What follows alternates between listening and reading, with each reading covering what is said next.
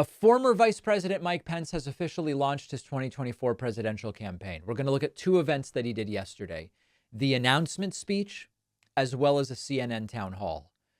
I don't know which went worse. They both went very poorly. Let's start with the speech in Iowa at which Mike Pence announced he is indeed running for president.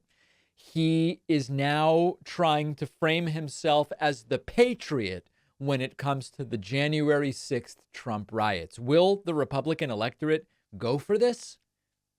I don't know. January 6th was a tragic day in the life of our nation. Wow. But thanks to the courage of law enforcement, the violence was quelled, and we reconvened the Congress the very same day to complete the work of the American people under the Constitution of the United States. Okay. As I've said many times, on that fateful day, President Trump's words were reckless.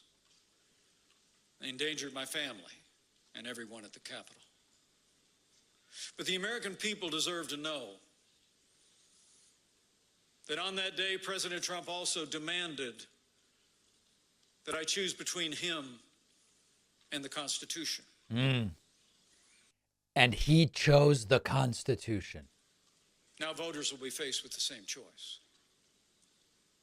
I chose the Constitution, and I always will. All right. So not exactly riveting stuff from Mike Pence, but he has very little. It's sort of like, why are you running again? If people want a pro-Trump, Trump-affiliated voice, they'll go with Trump.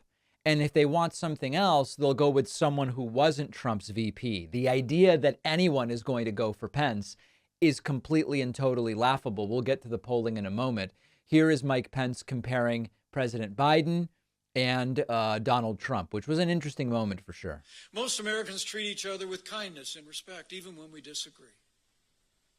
We know how to be good neighbors. That's not too much to ask our leaders to do the same. But sadly, it's clear that neither Joe Biden or Donald Trump share this belief.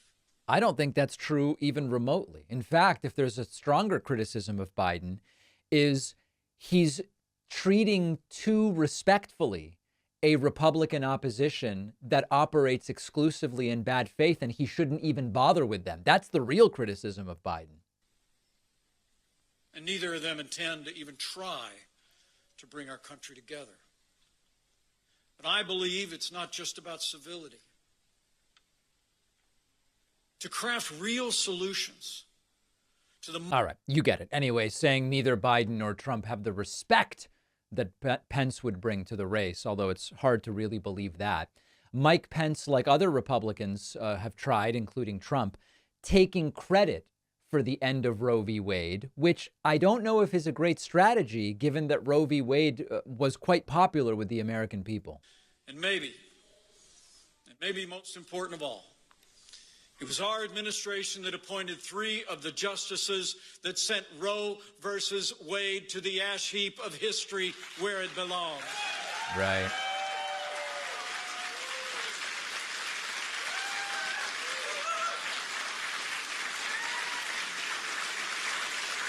We gave America a new beginning for life. Yeah. You know, when Donald Trump ran for president in 2016, he promised to govern as a conservative.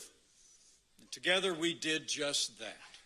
So then why not vote for Trump? So anyway, I don't know how popular bragging about being responsible for the elimination of Roe v. Wade.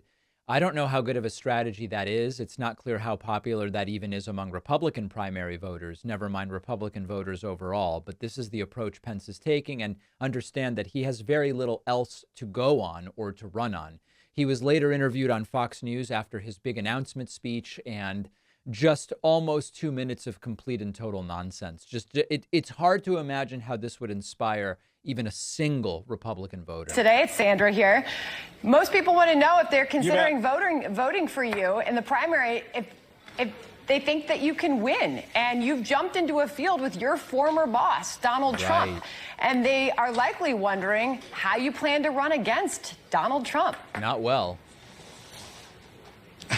Well, you know, we really laid out that choice today, but honestly... By the way, who's this we? The reason we started here in Iowa is because Karen and I are going to spend an awful lot of time in Iowa this fall, and in New Hampshire, and in South Carolina. You know, one of the things that I've come to realize the last few years is that I'm well known, but I'm not known well. I think people know me more as a quiet vice president, standing off the president's shoulder, loyally supporting him all the way until a day when my oath to the Constitution required me to do otherwise.